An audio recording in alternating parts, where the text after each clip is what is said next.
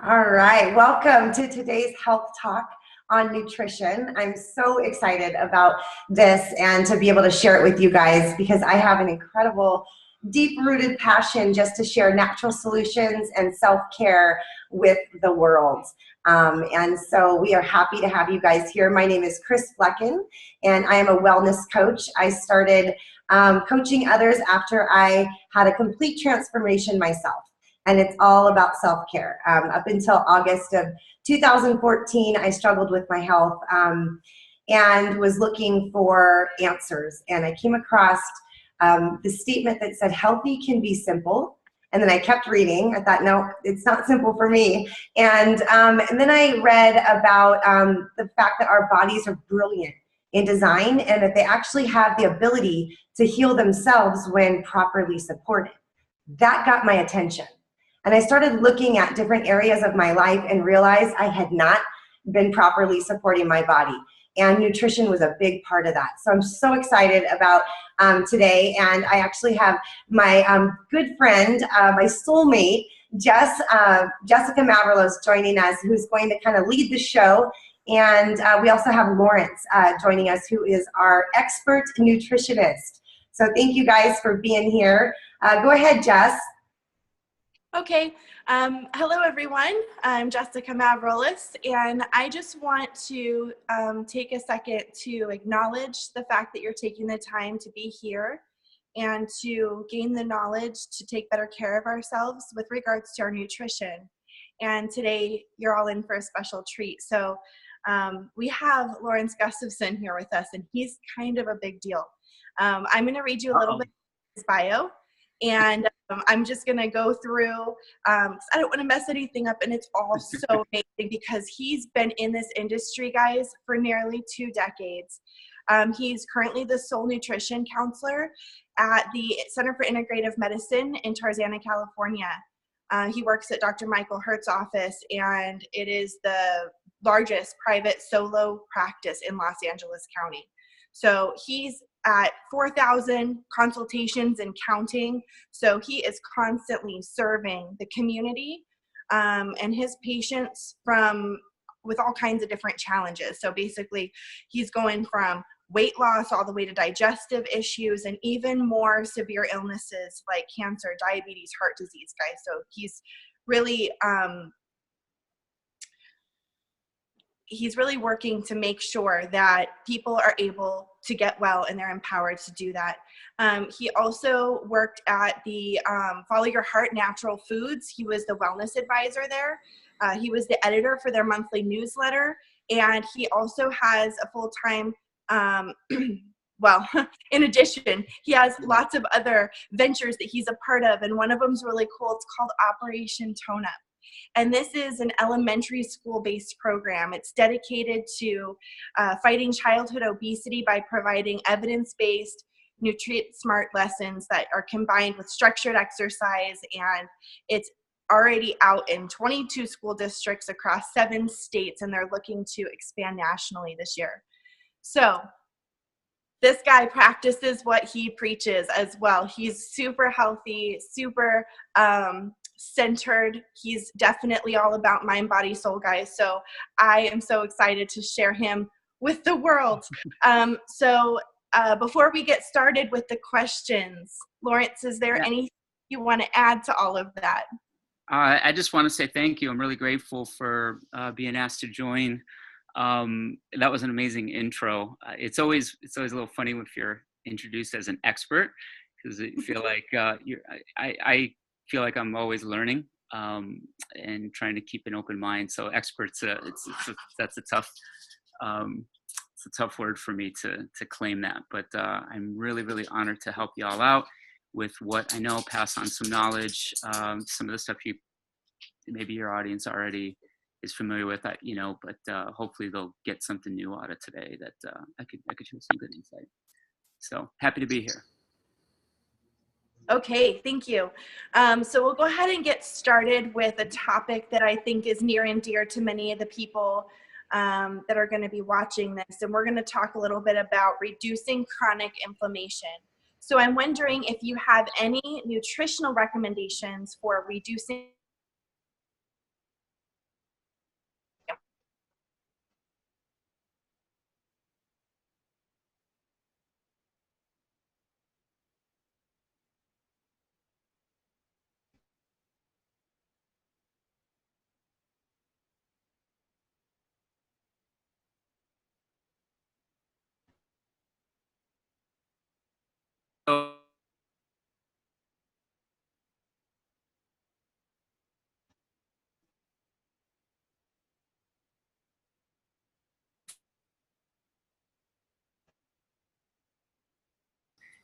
and we have ongoing, whether it's like pain, digestive issues, brain fog.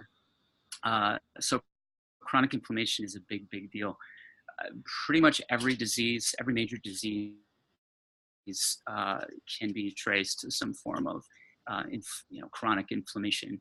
In the office, we look at things like blood sugar, we look at insulin levels, hemoglobin A1C, which is sort of a 90-day snapshot of blood sugar.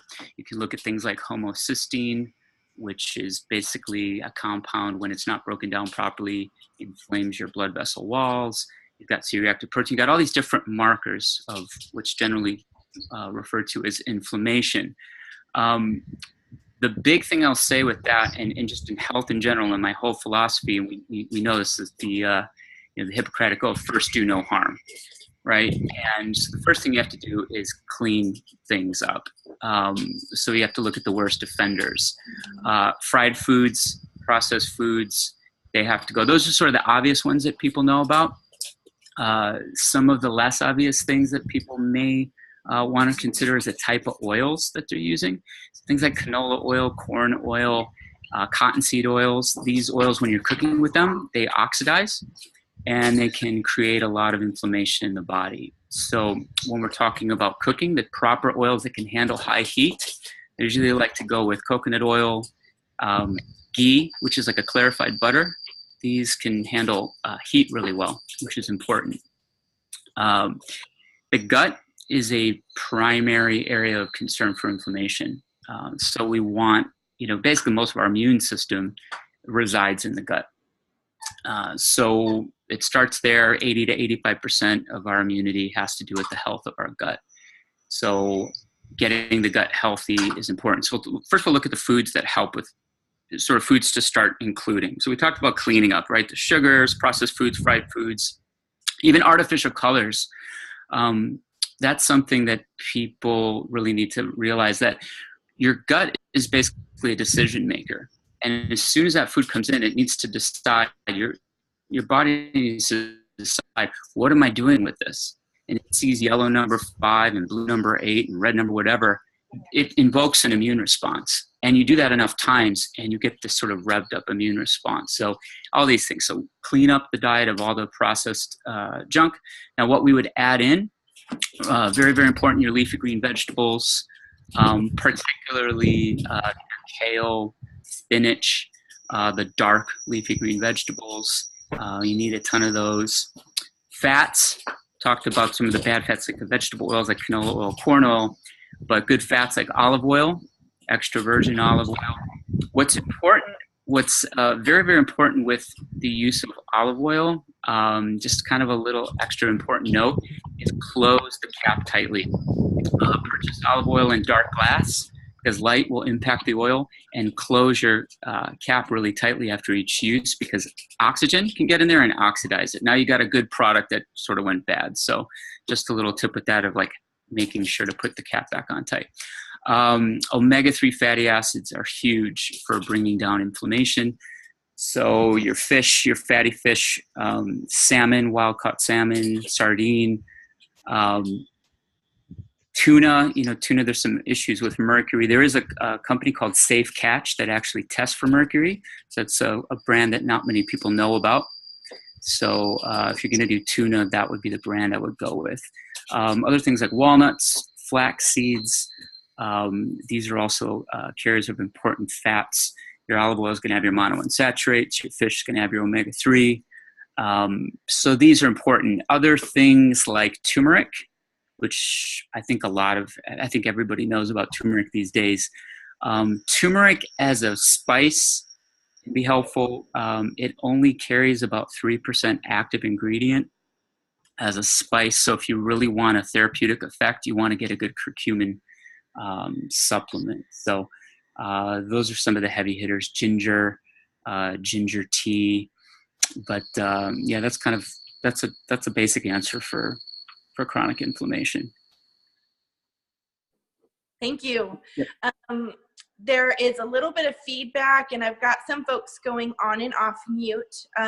So if we could just make sure that everyone that's currently participating in the call leaves themselves muted. And then we can go ahead and move on to the next question. I just want to make sure that everyone can hear. So I just have a quick question for you. We talked about steps to support gut health a little bit when you answered the last question. Is there anything else you can think of as far as gut health that you want to add? Sure. Yeah. I mean, let's go a little bit deeper into the gut health. Another thing that probably a lot of you know about is probiotics. Those are your good gut bacteria. Probiotics are essential for, they kind of crowd out. Basically, what you have is you have these good bacteria and bad bacteria in your gut, and they take seats along the intestinal tract. And good bacteria, you want enough of those to crowd out the bad. Everybody's going to have bad bacteria. There's no way to completely, sanitize the gut. In fact, you don't want to do that. Balance is important, but things like fermented foods, sauerkraut, kimchi, they contain a lot of important acids that can help the health of the gut. Probiotic, so those are probiotic foods, right? Yogurt, it's okay. But if you're really having gut issues, you want to get a really strong probiotic product. Other thing I would mention, now this was something before I worked at the center, I was sort of on the fence about gluten, right? Everybody hears about gluten and gluten-free.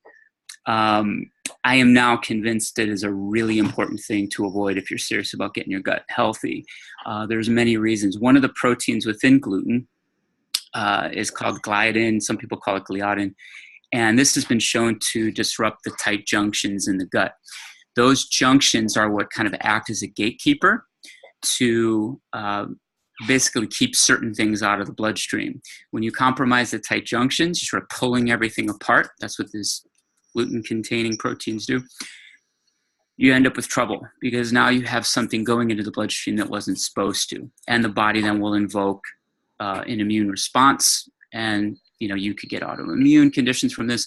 Also, runaway inflammation occurs from that. So, bone broth, yeah, my favorite. Now, for vegans, obviously, I've got some vegan patients that have really bad issues, colitis, Crohn's disease. They don't want to do bone broth, but I strongly encourage them to at least do it for a short time if they're up for it. If not, because bone broth is incredible, collagens that just help heal and seal the gut. For people that don't want to go that route, you could use things like glutamine, aloe, these kind of things to kind of calm and soothe the gut. But we could do a whole show. We should probably do it one day on just the gut because it's super important. But those are quick points. Thank you. Mm-hmm. So I hear you talk about the different things that we can be eating. Maybe you can give us your opinion on supplementation. What does that mean, and what do you think about it as far as its importance? Supplementation in general or for the gut? Supplementation in general. In general, okay.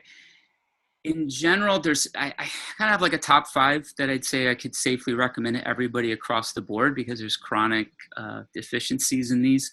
Magnesium is my number 1 all-time favorite supplement to recommend.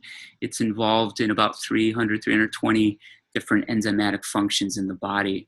One of the things it does is it helps relax muscles. So when we talk about stress, a lot of people think, their job or their workload or not sleeping enough, but we also have interior stress. Calcium acts as a muscle constrictor. We need that relaxation that magnesium will give us. Magnesium is also important in heart health, blood pressure. You can go on and on and on. One of the things about the food supply is that magnesium, it's the most important mineral in the body, and it's taken the most hit in terms of what's available in the food supply. So that's definitely a gap that we want to fill.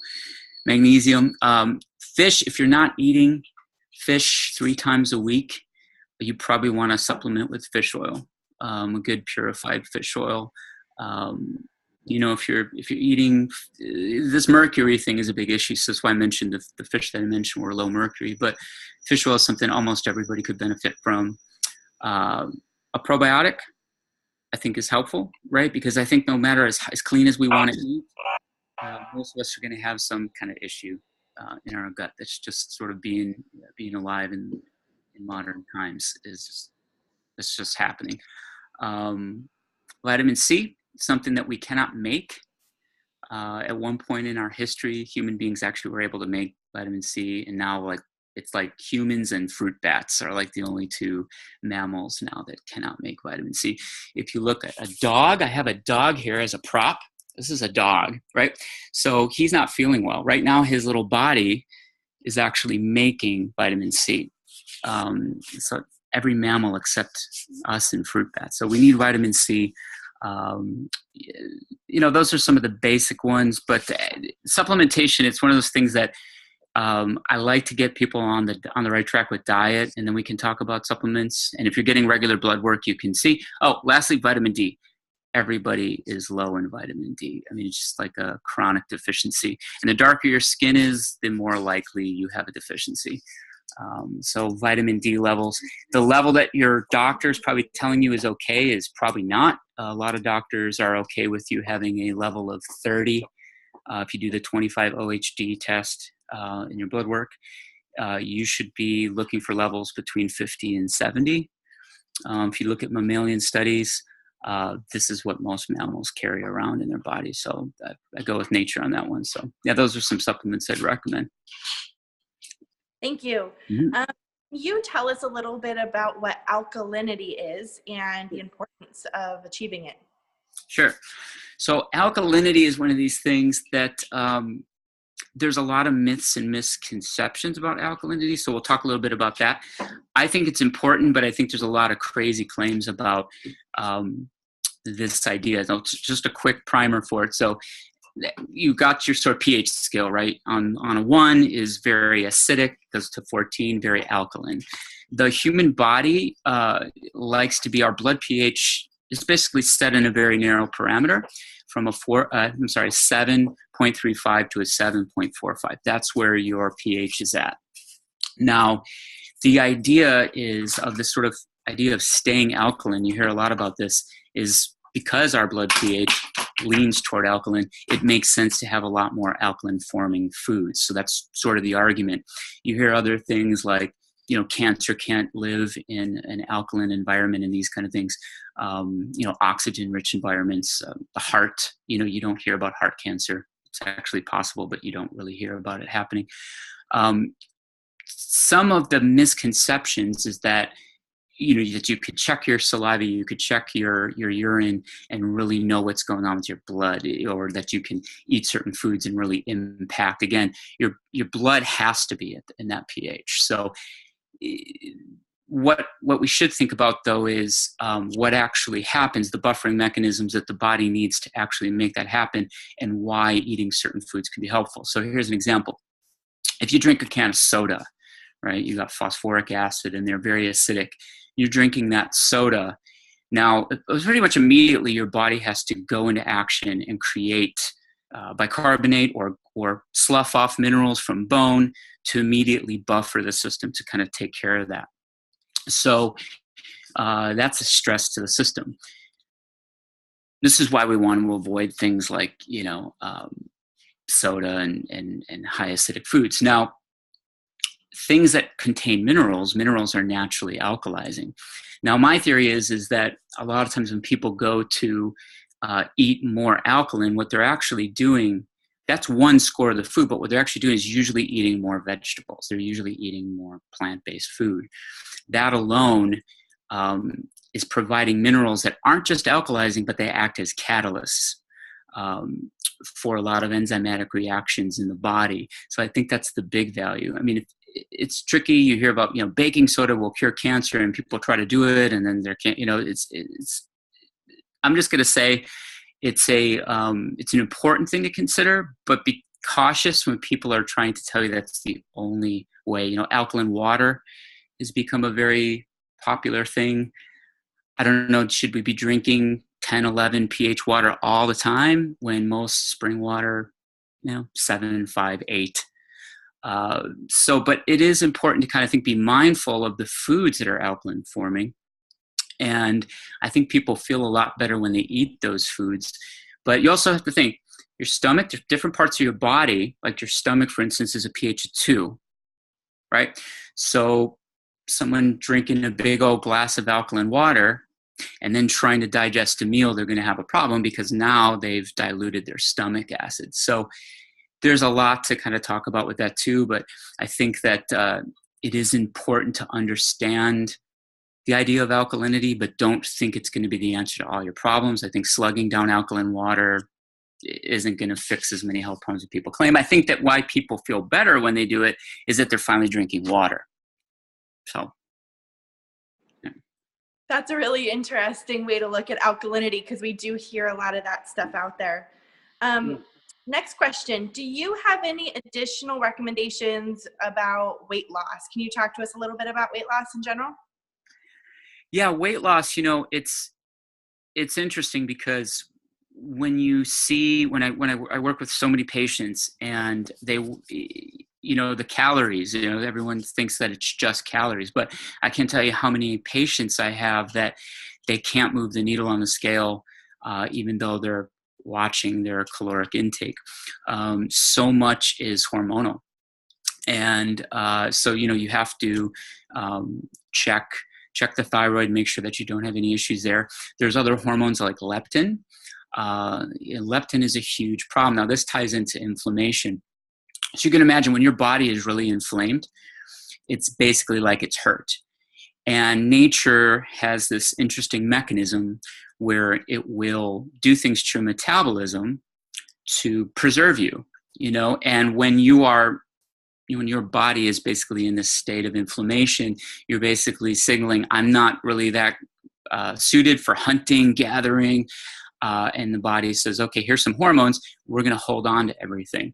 And so it can be a big challenge. So that's something that you can get looked at in a lab. They can check for your leptin levels. Leptin is involved in satiety, proper hunger signaling.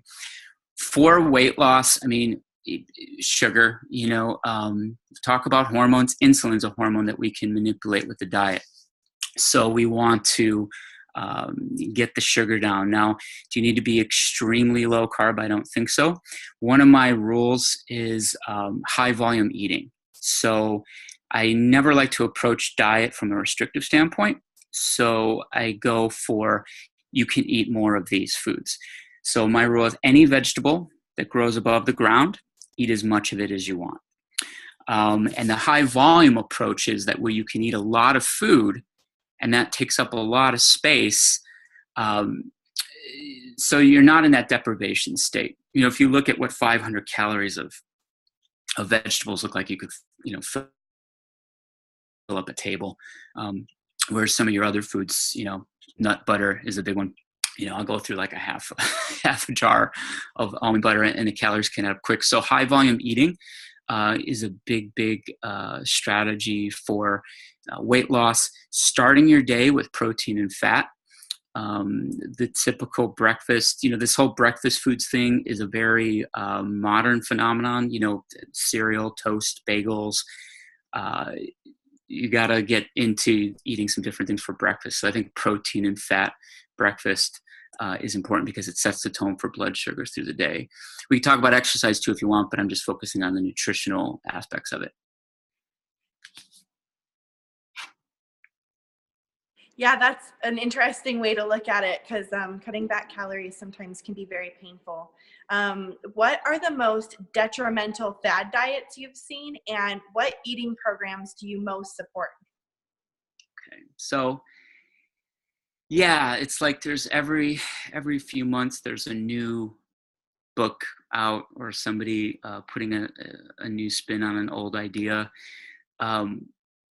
One of the fads that I've seen that's sort of annoying, and it's mostly sort of in the younger crowd, it's the macro, if it fits your macros. It's basically this idea that if you can, a bowl of Fruit Loops, if it has the same carbohydrates as, an apple, they're equivalent in terms of this idea that, and you can actually manipulate your body composition by manipulating macronutrients, but it's saying that like this calorie is the same as that calorie. Saying, okay, 400 calories of Doritos is the same as 400 calories of kale, right? And the thing is, when when you approach nutrition like that from this kind of macro, it's a very surface way of looking at nutrition. It's just saying, let's just get my proteins, my fats, and my carbs down and my calories. And if I do that, I can manipulate my weight.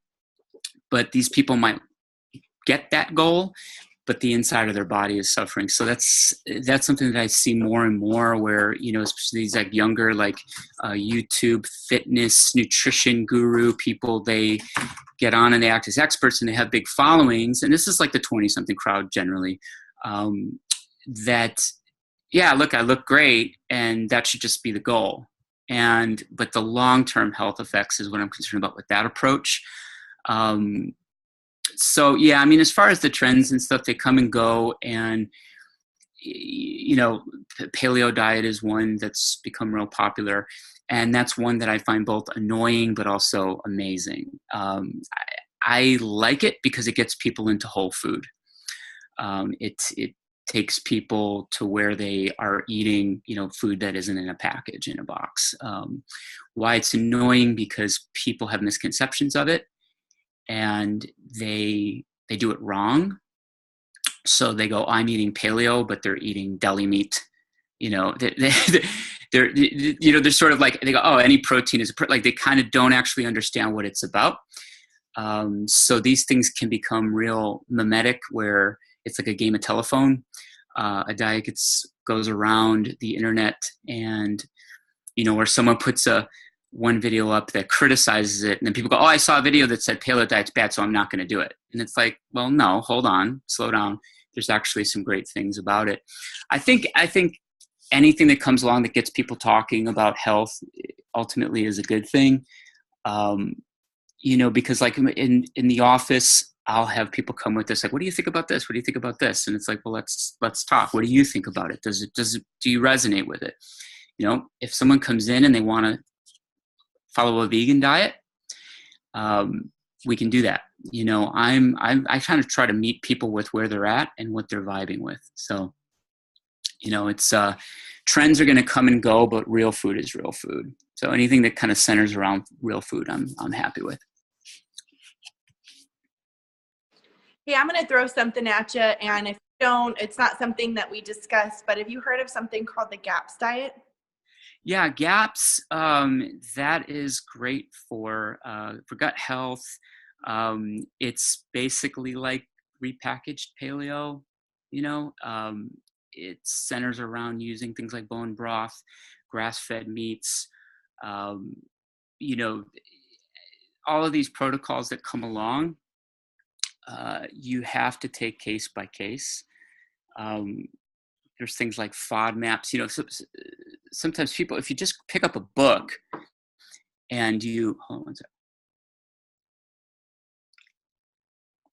and you dive in, you become a zealot because you bought a book and you paid, you know, $30 for the book and you bought it, and now you become committed to it. It's important to keep your eyes open to other things. I think because you have one problem doesn't mean you might not have others. I don't know if that makes sense, but you can have one thing that's expressing itself in these symptoms and go on a protocol and, you know, be committed to it, but you might also have other things going on. GAPS works well. Like I said, there's Wall's protocol. There's lots of different grain-free, you know, it's simple, grain-free, dairy-free. You do that long enough, your gut's going to get healthy. We use GAPS once in a while, but I think it's just important to take each patient case by case. Hello? Sorry about that. Yeah. Okay, so next question. What is the importance of hydration, and what role does it play in our overall health? Well, you'll die without water. So, you know, there's that. The thing why it's important, I mean, it's the medium that everything moves through, and relating to appetite, right? So because water is the primary substance that we need, when we don't have enough, our body will look to get to water from food. So it can basically falsely tell us that we're hungry, when we're slightly dehydrated. That's one reason I say don't get dehydrated, because your brain, it doesn't matter. It'll see a muffin and it'll go, there might be water in there. I'm going to eat them and I need water. So what you're actually doing is you're falsely cueing your hunger mechanism. And then obviously you just need it for your kidneys and for lymphatic fluid. The blood moves better. I mean, you don't want sticky, slow moving blood. You're moving oxygen better through the body. Just on and on and on. And you should be drinking water through the day. But I don't really agree with this whole idea that when you're thirsty, you're dehydrated. Like, you're not like clinically dehydrated just because you're thirsty. I think you could pretty fairly trust your thirst mechanism. But, as people get older, elderly patients, sometimes they lose that. So we have them just mark a bottle with times, a little tape on the side of a glass bottle, and say, okay, you're going to drink this much by noon, this much by 3. So they're actually hitting the proper amount of hydration. But yeah, I mean, the big thing is when you're dehydrated, nothing works well. You don't get oxygen to your brain. You feel tired. It's a big problem. So yeah, drink water, clean water. Yep. Thanks. Yep. I'm going to throw a couple of words at you. We're going to talk a little bit. Eating organic, is it important? Clean eating, the dirty dozen. Talk to us a little bit about clean food. Okay, so clean food. A lot of people are familiar with that. The dirty dozen, the clean 15. The EWG, it's an environmental working group. They put this out sort of annually. They have a little bit of a problem with their methodology, and I'll talk about that. And it gets real confusing, but I'll try to kind of simplify it. The way that they create this dirty dozen is they're basically relying on data from the USDA, and they're looking at the overall residual, the pesticide, the kind of pesticide load. What they're not really taking into consideration is the type of pesticides and the toxicity of each pesticide. So there's some flaws in how that gets measured. In other words, you could have a high pesticide, residue count, but the pesticides that are on there have a lower toxicology than, say, another fruit or vegetable that has a lower residual count, but a more toxic use of pesticides. So it gets a little complicated. My role is I just try to go organic. I try to go to farmers markets. Here's the other thing. Just something can be organic because people went through the process and paid the money to get certification. But that definition has been getting broader and broader as the years go by, because you have these big agribusinesses that lobby for that definition to be as broad as possible. They see the market is changing. They see more consumers want organic. And so they begin to kind of broaden what organic means so that they can catch more consumers. And then on the flip side, you've got small farms that might not be able to afford organic certification. They want to keep their costs down, and they may be offering you cleaner food. So if you have access to farmers markets, there's going to be real people there that you're going to talk to, and they're representing their farm. And I think that's the best way to sort of ensure, or not the best way is really to grow your own, but not everybody can actually pull that off. I think it's important. I don't go by the dirty dozen, clean 15. Although I will say, yeah, an avocado that's not organic, thick skin, pineapple, banana, these things probably aren't going to be as much of a problem. You're getting something like blueberries, raspberries, strawberries. You definitely want to have them organic, but I think it's worth getting the best quality food. In terms of nutrients, you hear these reports and they say, well, organic, conventional has just as much nutrition as organic. That might be true, but we're talking about the pesticide load, and that's a big problem. So, even though the level of this vitamin might be the same as this, but you're going to have a big issue when you're taking in toxins. Why that's important, I'm going to make this relevant to the discussion for women, is that these are more problematic for women. Why? Because these pesticides, herbicides, they are endocrine disruptors and they sit in body fat. And women have a higher amount of body fat. That's just nature. And they are much more vulnerable to the effects of pesticides. A big problem is coffee. If you're drinking coffee, drink organic. It's loaded with pesticide. So yeah, I think it's definitely worth it. I mean, look, when my grandma was a girl, it was food. There wasn't organic. It was, you ate an apple, you know. I think the burden should be on the companies that spray. You know, I think it should say chemically sprayed apple, and an apple should be an apple. You know, this organic, it's a big racket. There's a great documentary, In Organic We Trust, that will blow your brain on that. But yeah, go organic. Try to get farmers markets. That's the take home. Dirty doesn't clean 15's decent, but it's not a perfect measurement. Yeah. Okay. That is a lot of information. So let's just boil this down for everyone that's joining us. So in summary, if we were to pick 3 things to focus on, what would you pick? Okay, 3 things to focus on. Now, that's a tough one. There are 3. We call it the 3 S's in our practice, and I'm going to explain how they're relevant to nutrition, because I know you want 3 nutritional things, but I'm going to sort of make these relevant to nutrition. 3 S's: sleep, stress, and sugar. Now, it only sounds like one of them is relevant to nutrition, but they all are. Sleep, stress, and sugar. If you can get sleep right, stress right, watch the sugar, you're almost there. Sleep. Let's talk about sleep and how it's relevant to nutrition and inflammation. Okay. When we do not get enough sleep, so they actually recently discovered what's called the glymphatic system. And when you are asleep, your brain cells shrink and cerebral spinal fluid comes through, and it basically gives your brain a bath. And when you are not getting that brain bath every night, you are going to be foggy-headed, unclear. Your body will be tired. When your body's tired, what does it go for? It goes for food. It gets hungry. If you want to manage appetite, you have to make sure that your sleep is proper.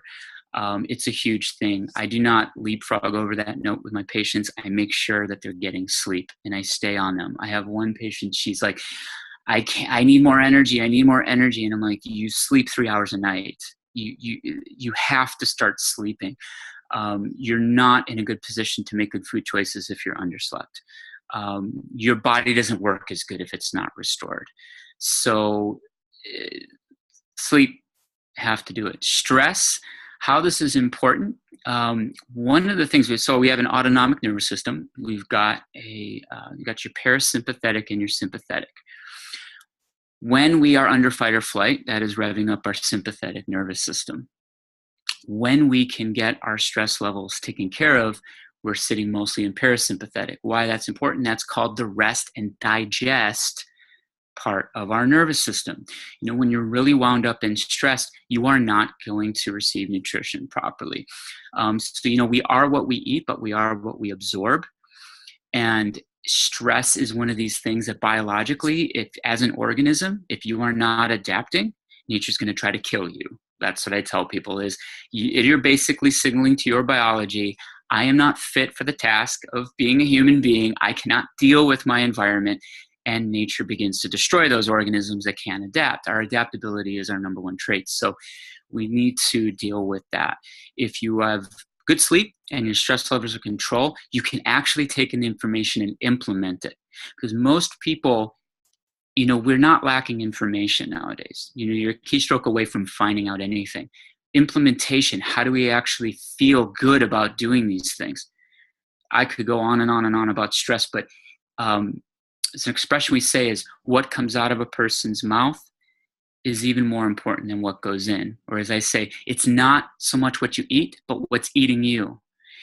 And this is important because these fundamentals have to be in place for you to even have a chance, I think, with nutrition. I really believe that. And I'm a person that's all about food. But if those 2 things aren't in place, things aren't going to work right. And you'll be spinning your wheels. And then the final one, sugar. I think it's clearly the most important thing. The average American, I think, is eating 120, 130 grams of sugar a day. I try to get 20 to 30 total in the day. You think of teaspoon, I always tell people teaspoons are good visuals. 1 teaspoon is 4 grams of sugar. So, orange juice, if they, oh man, I'm going to drink this big glass of orange juice, I'm going to be healthy. 30, 40 grams of sugar. So imagine 10 teaspoons of sugar, right? With no fiber, completely divorced from the fiber in the fruit. So sugar, and things that turn into sugar. So remember I was saying above ground veggies. So your starchy vegetables that might even turn into sugar. You have to watch portions with that. So sleep, stress, and sugar are my 3 things that I anchor on to. Hope that works. Thank you so much. That's great. The 3 S's, it makes it a little bit easier to remember. Yeah. I think that concludes all of the questions that we have for you today. Cool. And I just want to thank you so much for your time. I appreciate you more than you know. Yes, Lawrence, thank you so much. And I love that you shared those last 3 things. That goes back to what I said in the beginning about how I read that healthy can be simple. And, then I looked at those things and my, where I had been and the doctors that I had been seeing and the thousands of dollars that I was spending looking for answers, not one asked me, how much have you been sleeping? What are you doing to manage your stress?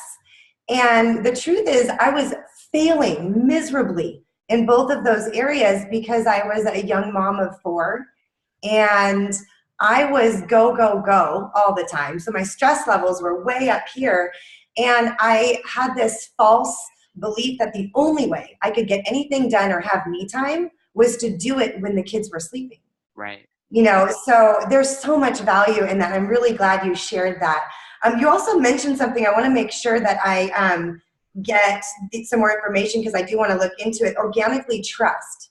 You mentioned that. What was that? Oh, in organic we trust. Oh, inorganic. Okay. It sounds like inorganic. It's sort of a weird title because it's inorganic we trust. It's a documentary. Okay. And it's the more I try to keep up with it, there was a company. This is an interesting thing. I think where things are going to start going. There's a company called Health Force. I shouldn't say there was, but they still exist. They're a supplement company. I'm not shilling for them, but I thought it was interesting what they decided to do. They created their own standard for organic, which they called Truganic. And what they did was they made their criteria stricter than USDA organic and offer the consumers complete transparency, lab analysis of all their products, open invitations to all the farms that they utilize for the products. And this avoids the layers of bureaucracy and the money. People, the thing with organic is that the first thing you hear from people is like, it's expensive. And it really shouldn't be. It's ridiculous.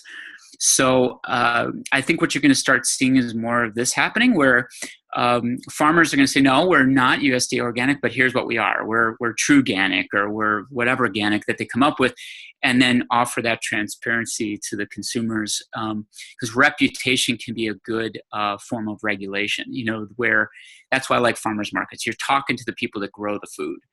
And they know their market. They know it's a health conscious market, and people are going to be having these questions and what pesticide do you use and how do you grow your food? So it's an ongoing problem because people try. It's insane because people are trying to do the right things, and all these buzzwords show up on labels. It's gluten free. It's organic. It must be healthy, and it doesn't even necessarily mean that. You can't go wrong with Mother Nature, though. Real food, simple. Health is simple. The simple answers are always the best. I think you talked about it at the beginning, is that it can be very simple. That doesn't mean it's easy because habits have to change. And food is very social. And there's a lot of conditioning because, you go to a party, it's typically a lot of bad food, and a lot of celebratory moments in our life are associated with things that aren't the best for our bodies. Then later in life, when people say I'm stress eating, I'm emotionally eating, it's not about the cupcake. It's about mom, or it's about grandma. It's about love. And these are big things that I deal with. you can trot out all the information to people and be very academic about it, but people are emotional, and we have to create the thing is what I'm doing, like with Operation Tone Up, is making it cool to be healthy, making it fun for kids, like, and giving the kids the power to mentor each other, and not have it be where you're talking down to them, like telling them what to eat, but actually like, hey, what do you know? What did you learn? Can you help Johnny over there with this? Getting them to actually see that as a peer group thing. That's what we have to do. We have to start changing, because people don't want to be called, you're a health nut, or you're, be isolated. It's a really important thing. We're tribal, we're social. And I think these are one things I wanted to just touch on real quick, because I think this is the biggest challenge for people. It's almost never the knowledge. It's about, how do I implement it, and how do I actually get through life and navigate through life with all these things to consider. People have parties, and what am I getting? There's all this anxiety. I don't know what to eat when I'm at the, you have to get to a place where you care about yourself, self-care, to bring that in and say, and that's attractive. And people might say one thing, but I will say this: when you care about yourself and you make the decision, secretly everybody is thinking, I want that. I want that. And eventually they'll get curious when they see that you're not dogmatic, you're not coming at them, like you have to eat this way, but you're just showing be the window that they can see into and say, that's what I want. Eventually they'll come around. You just have to have that resolve, like care for yourself, so you're in a place to help other people. And people will show up in the weirdest of times, and usually when it's a health problem, unfortunately, but hopefully it doesn't get to that place. Yes, I totally agree with that. I think a lot of people would say, well, oh, but you stopped eating gluten and dairy. That must be so hard. I'm like, look at me now. Right. It's a choice. And I went from being in bed to doing backflips with my kids on a trampoline. So it's totally worth it. And I think you're right that, people will kind of gravitate towards it because they want to be healthy too. I love what you're doing in the schools and teaching. Yeah, you just have to, but and that's the thing. You have to be, it's important to not come at people from a place of judgment. Then they'll want to ask those questions. We're all on a different timetable. So it's just important to be supportive, and results don't lie, so when you're feeling really good and they see that, they'll want to know more. Yes. Thank you so much, Lawrence. And hey, Jess, thank you for running the show on that. That was awesome. We have so much valuable information to share and pass on, and just kind of encourage people to make some healthy lifestyle choices when it comes to nutrition. So thank you, Lawrence. Yeah, thank you for having me. This was awesome. Really, really cool. All right. Take care. Bye. Bye.